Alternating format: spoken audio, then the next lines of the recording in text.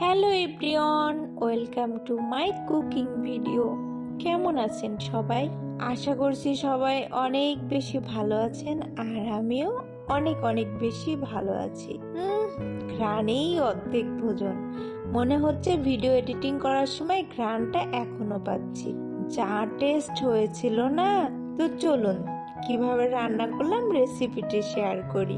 প্রথমে আমি নুন হলুদ দিয়ে ডুমো ডুমো করে আলু কেটে আলু ভেজে নিচ্ছি। আর আলু ভাজতে ভাজতে এদিকে আগে থেকে ম্যারিনেট করে রেখে দিয়েছিলাম খাসির মাংস। এখানে আমি খাসির মাংসে নুন হলুদ, তারপর হচ্ছে ধনিয়া গুঁড়া, জিরা গুঁড়া, আদা বাটা, সমস্ত মশলা উপকরণ যা লাগে এবং সে সাথে সস দিয়ে ভালো করে মেখে রেখে দিয়েছিলাম, যাতে করে প্রত্যেকটা মশলা মাংসের ভেতর খুব সুন্দর করে ঢুকে যায়। অ্যান্ড এখন আলুটা ভেজে নিয়ে এবারে সেই ভাজা তেলটা আর নষ্ট না করে সেই তেলের মধ্যে আমি গোটা দারচিনি, এলাচি, লবঙ্গ আর হচ্ছে জিরা ফোড়ন দিয়ে নিলাম। এরপর বেশ কিছুটা পেঁয়াজ কুচি।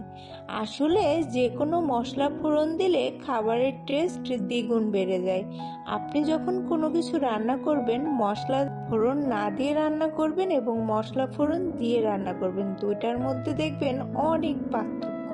অ্যান্ড পেঁয়াজটা হালকা ব্রাউন কালার হয়ে আসার পর আমি এখানে বেশ কিছু আবারও আদা বাটা এবং সেই সাথে একটু রসুন বাটা অ্যাড করে ভালো করে লাল লাল করে ভেজে নিয়ে এবারে ম্যারিনেট করে রাখা মাংসগুলো সব ছেড়ে দিচ্ছি। আর এখন শুরু হয়ে যাবে মাংসগুলো ভালো করে কষানো। মানে খাসির মাংস যে যত সুন্দর করে অল্প অল্প তাপ দিয়ে অল্প অল্প জল দিয়ে কষাতে পারে, তার মাংস রান্না আমি মনে করি অনেক বেশি টেস্টি হয়। আর আগে থেকে যেহেতু ম্যারিনেট করে রেখে দিয়েছিলাম সমস্ত মশলা, তাই নতুন করে আর কোনো মশলা আমি এখানে অ্যাড করছি না।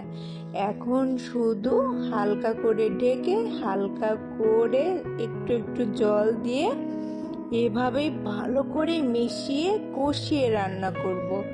মানে এই প্রায় হচ্ছে সিদ্ধ হয়ে যাওয়ার আগ মুহূর্তে। অ্যান্ড আমার ভিডিওতে একটু আধটু বাইরের সাউন্ড আসতে পারে। আসলে বাইরে থেকে অনেক বেশি মাইক বাজছিল, কি আর করব।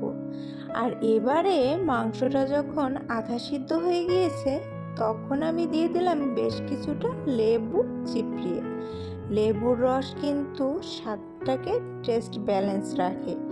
অ্যান্ড এখন আমি হচ্ছে উষ্ণ উষ্ণ গরম জল, না ফোটানো গরম জল দিয়ে দিয়েছি। উষ্ণ গরম জল থেকে ফোটানো গরম জলের স্বাদ বেশি আসে।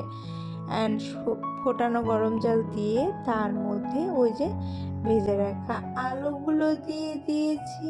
অ্যান্ড সর্বশেষ মাংসটা যখন হয়ে এসেছে তখন দিয়ে দিলাম টেস্ট বাড়ানোর জন্য গরম মশলা গুঁড়ো আর হচ্ছে ঘি।